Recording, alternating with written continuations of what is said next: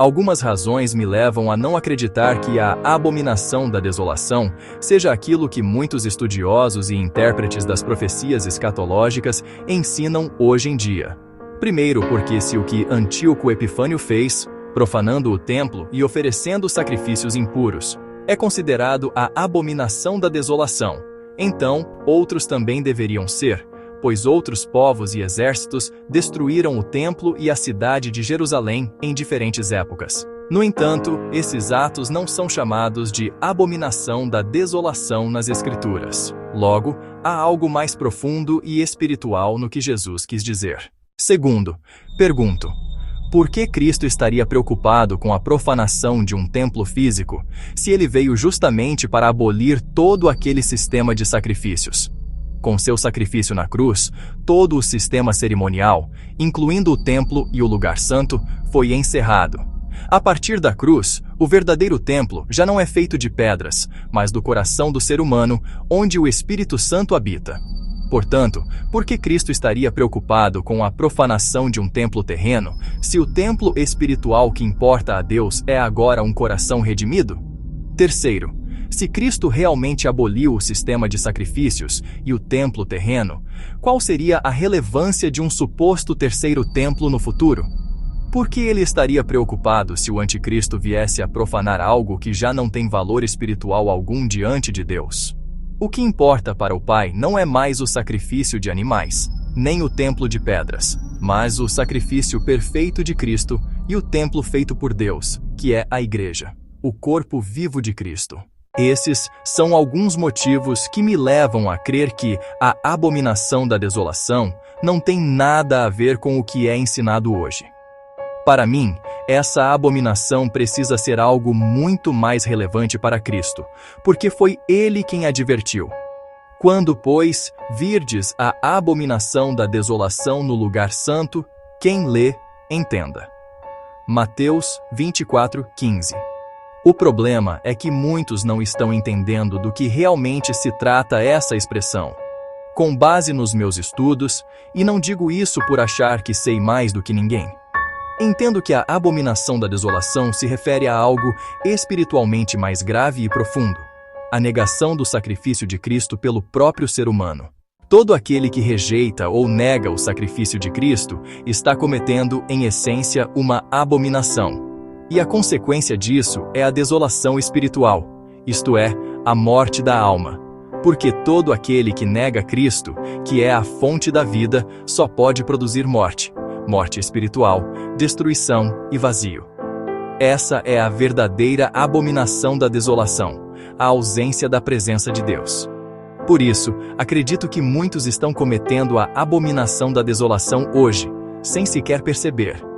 Não compreendem que o verdadeiro sentido dessa profecia não é político nem religioso, mas espiritual.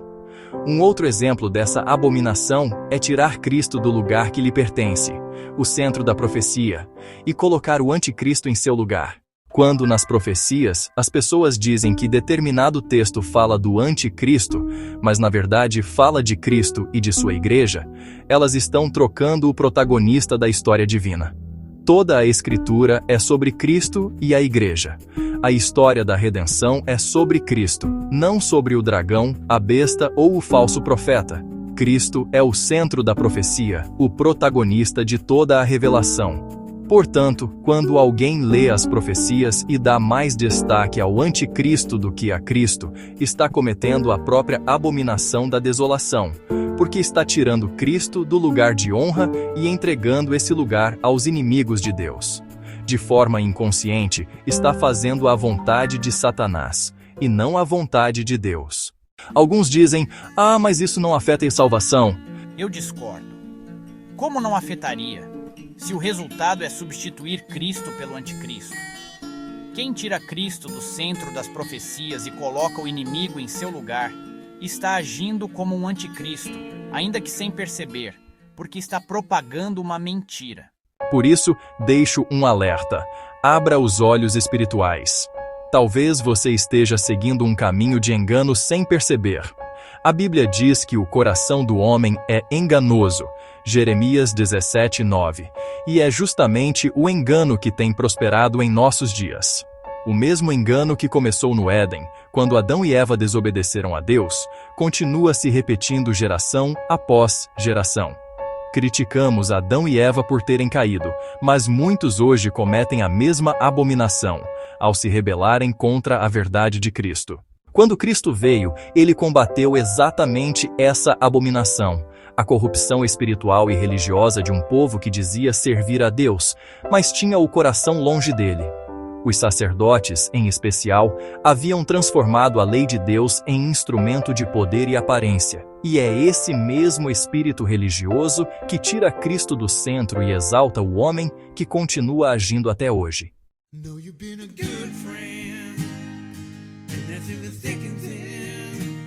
A verdadeira abominação da desolação não é a profanação de um templo material, mas a profanação do templo espiritual, o coração humano, quando ele rejeita o sacrifício de Cristo e o substitui por qualquer outra coisa. É negar a cruz, é desprezar o sangue do Cordeiro, é dar glória aos inimigos em vez de a Cristo.